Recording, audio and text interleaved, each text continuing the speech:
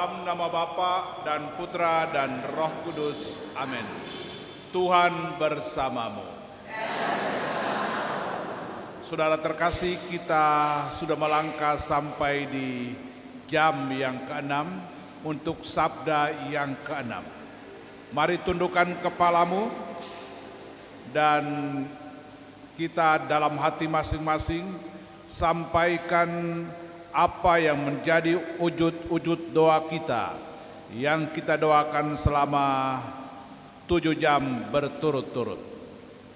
Wujud-wujud pribadi, wujud-wujud keluarga. Kita juga bawa wujud-wujud doa dari saudara-saudari kita yang mengirimkan wujud-wujud mereka lewat WA, lewat YouTube,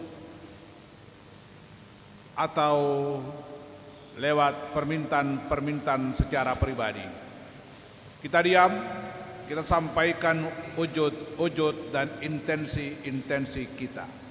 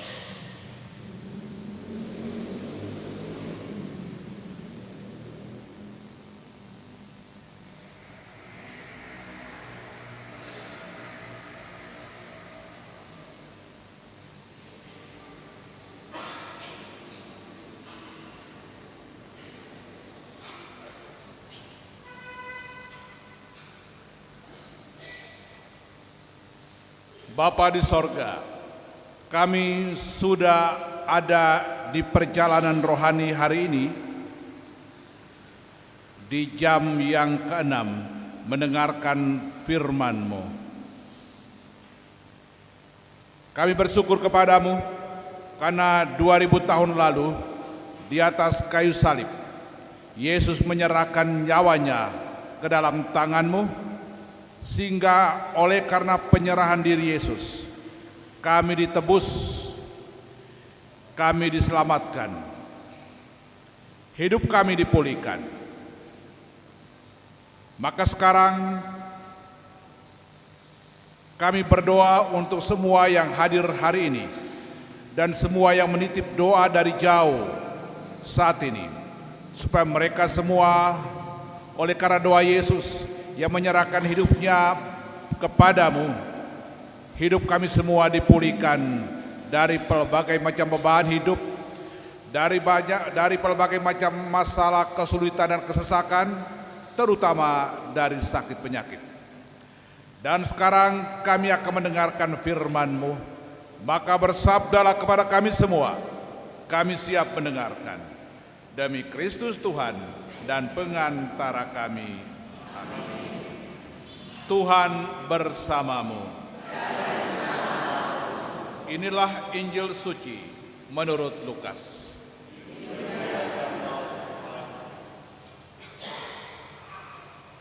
Ketika itu hari kira-kira jam 12. Lalu kegelapan meliputi seluruh daerah itu sampai jam 3.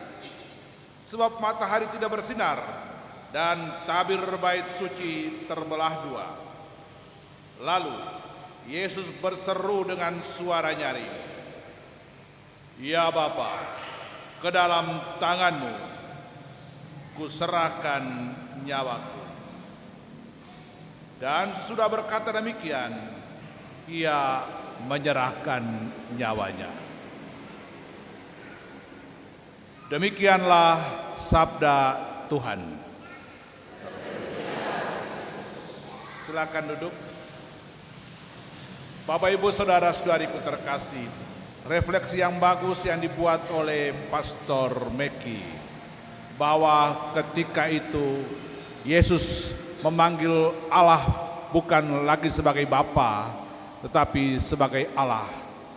Allahku, Allahku, mengapa engkau meninggalkan aku? Mengapa Yesus memanggil Allah bukan sebagai Bapa tapi hanya Allah? Banyak orang berpikir bahwa ketika itu Yesus merasa ditinggalkan oleh Allah karena penderitaan terlalu berat. Tapi Pastor Luki tadi mengatakan dengan bagus, Yesus tidak mau minum air. Yesus tidak mau minum cuka. Yesus tidak mau minum air yang bercampur duka. Mengapa dia tidak mau minum? Karena air bercampur duka itu berisi morfin, sejenis morfin. Tujuan apa? Supaya kalau Yesus minum, maka Yesus tidak rasa sakit. Sehingga Yesus boleh menderita berapa hari pun dia menderita. Dia boleh menahan penderitaan. Tapi Yesus tidak mau minum. Mengapa dia tidak mau minum? Karena Yesus mau menderita. Yesus mau mengalami penderitaan. Dia mau mengalami sengsara. Karena itu, Yesus sebenarnya ketika dia memanggil Allahku, Allahku, mengapa engkau meninggalkan aku?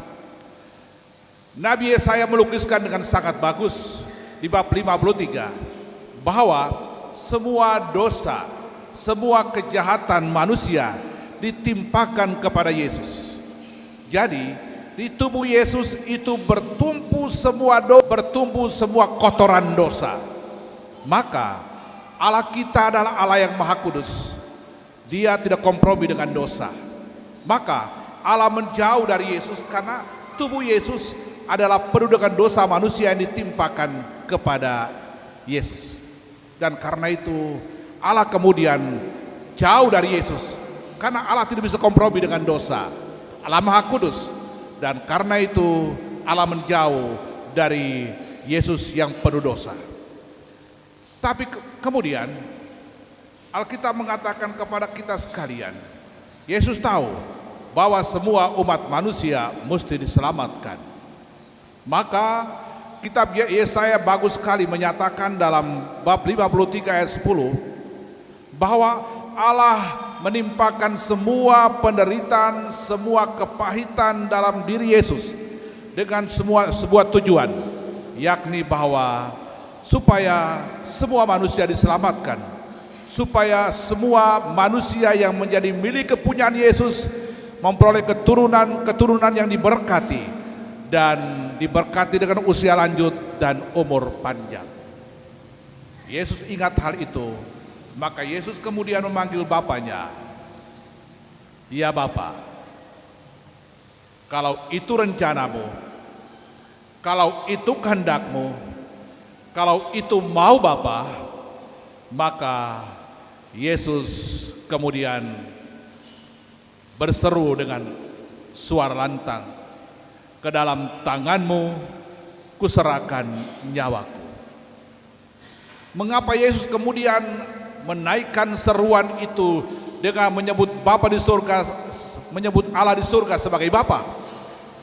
Karena Yesus pernah mengatakan dalam Injil Matius bab 20 ayat 28 bahwa anak manusia akan diserahkan, akan menyerahkan nyawanya supaya semua umat manusia ditebus dari dosanya.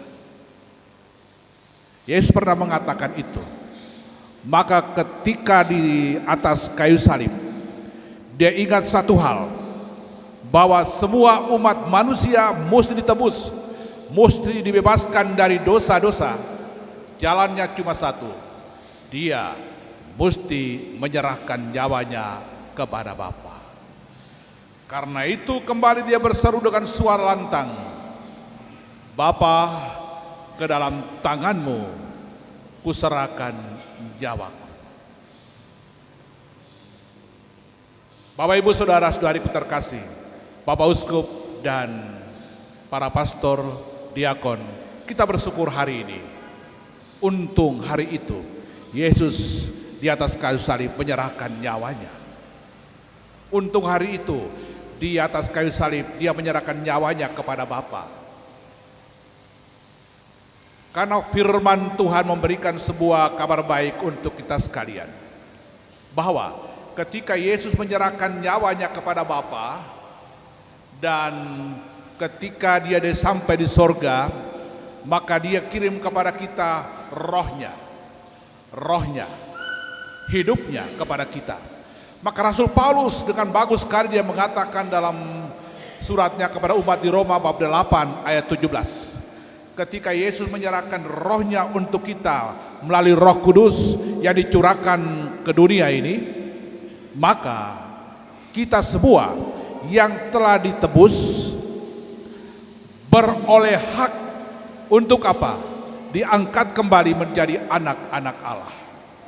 Diangkat kembali menjadi anak-anak Allah. Dan firman Tuhan mengatakan ketika kita menjadi anak-anak Allah, maka seperti Yesus kita menyebut Allah di surga sebagai Bapa. Seperti Yesus kita menyebut Allah di surga sebagai Bapa. Dan kita ketika kita menyapa sebagai Bapa, Allah kita sebagai Bapa, maka kita adalah ahli waris kerajaan sorga, ahli waris berkat-berkat dari sorga. Karena itu kita bersyukur atas doa Yesus yang luar biasa di atas kayu salib dengan menyerahkan nyawanya demi keselamatan kita. Saudara-saudariku terkasih, tundukkan kepalamu di hadapan Tuhan.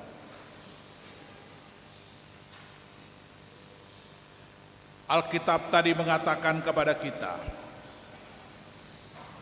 karena pelanggaran kita, semua dosa dan kejahatan yang kita harus pikul, semuanya ditimpakan kepada Yesus.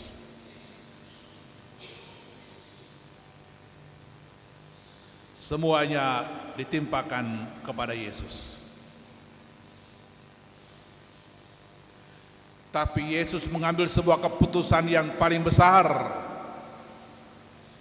siap memikul dosa, kejahatan, dan kekotoran kita. Hanya dengan sebuah tujuan, supaya kita diselamatkan.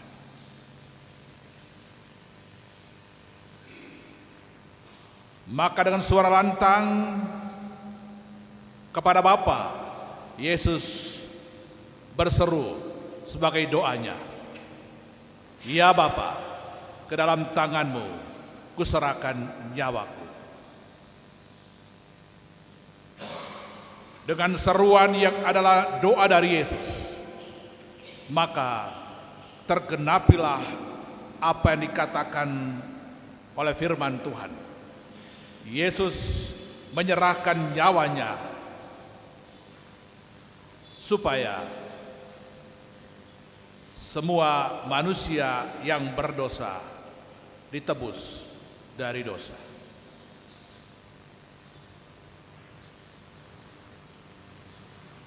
Saudara,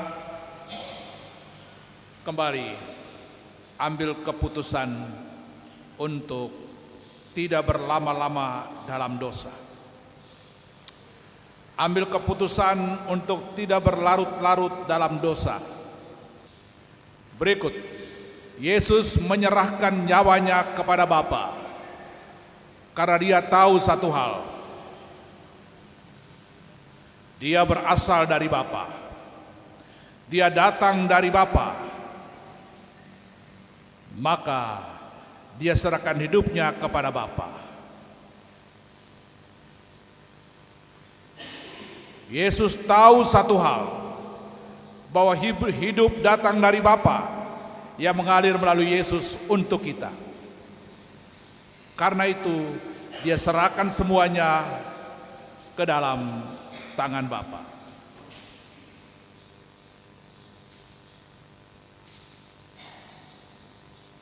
Hari ini kita semua diingatkan bahwa hanya dari Bapa, hanya dari tangan Bapa kita beroleh hidup dan berkat-berkat.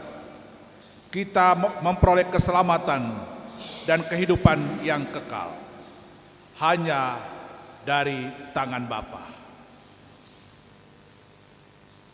Yang Bapa punya adalah keselamatan. Yang Bapa punya adalah berkat dan kasih karunia. Yang Bapa punya adalah penebusan. Maka hari ini kita diingatkan, kalau ada di antara kita yang duduk di gereja ini masih hidup dalam dosa penyembahan berhala, masih percaya sia-sia, masih mengandalkan kekuatan-kekuatan lain di luar Allah, masih menyembah berhala, masih punya pegangan-pegangan yang lain di luar Allah. Hari ini kita mengambil sebuah keputusan. Yang punya magik-magik, yang punya ilmu hitam, yang sekarang masih pegang ilmu-ilmu yang dia belajar dari dukun-dukun santet, yang dia belajar dari orang-orang pintar, yang hari ini punya ilmu sihir. Kita diingatkan oleh sabda Yesus, seruan dan doa Yesus, bahwa hanya Bapa yang bisa memberikan kepada kita kehidupan dan keselamatan. Dan karena itu, kalau di antara kita yang berkumpul di sini, yang mendengarkan firman ini, masih punya kekuatan-kekuatan lain di luar Allah, masih punya pegangan-pegangan lain di luar Bapa, masih belajar kekuatan dan kebalan di tempat-tempat lain di luar Allah, ambil keputusan supaya hari ini tinggalkan semuanya, buang semuanya. Dan kalau ada yang datang di gereja ini bawa pegangan-pegangan itu, maka sebentar Anda boleh serahkan kepada Bapak Uskup atau para pastor untuk didoakan, dan kamu didoakan dan kamu diberkati.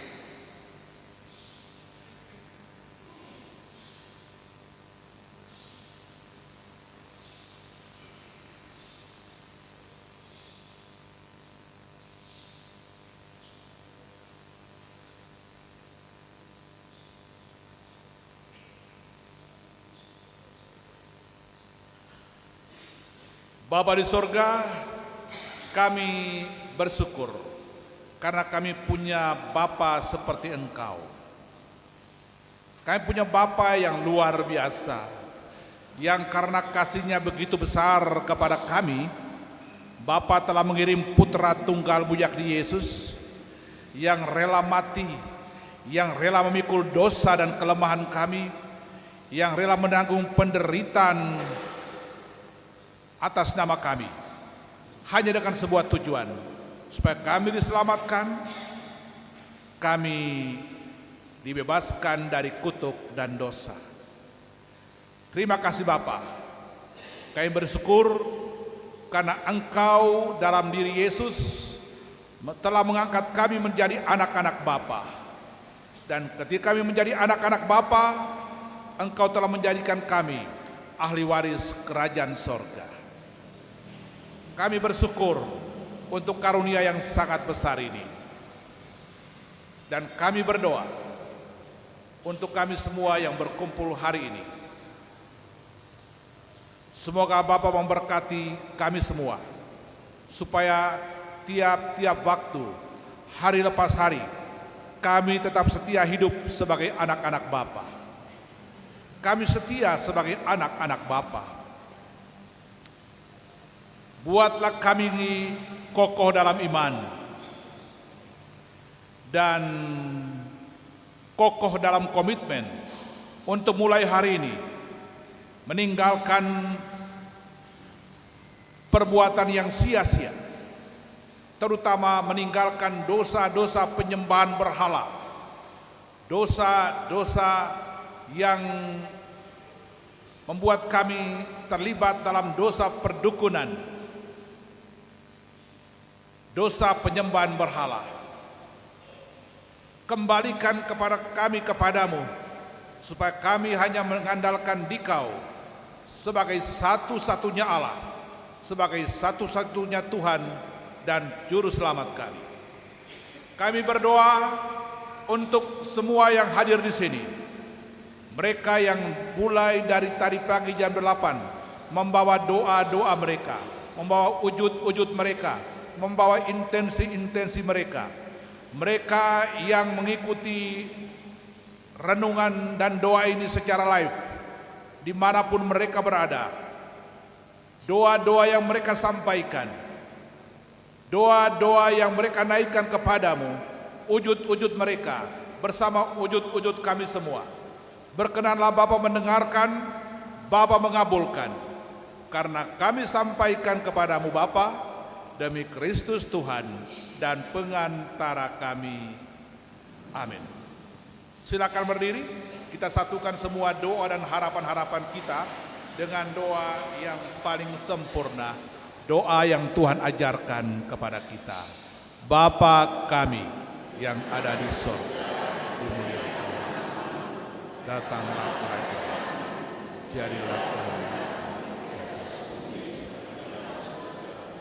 berilah kami rezeki pada hari ini, dan ampunilah kesalahan kami, seperti kami pun mengampuni dosa, dan janganlah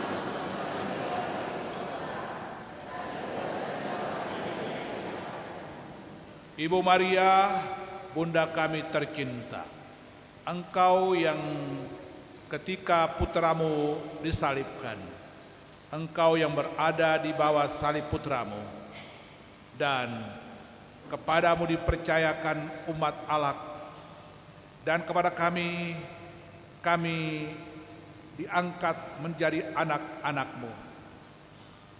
Tolong doakan semua orang di sini, doakan ujud-ujud mereka, doakan intensi-intensi mereka, doakan harapan-harapan mereka, doakan juga ujud-ujud saudara-saudara kami yang menitipkan doa, intensi-intensi yang dikirim melalui YouTube, melalui WA.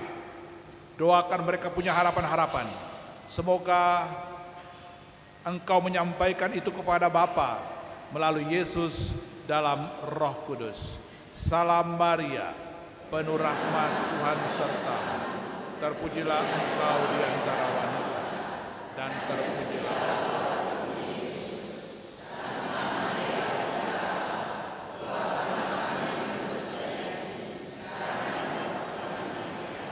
kemuliaan kepada Bapa dan Putra dan Roh Kudus.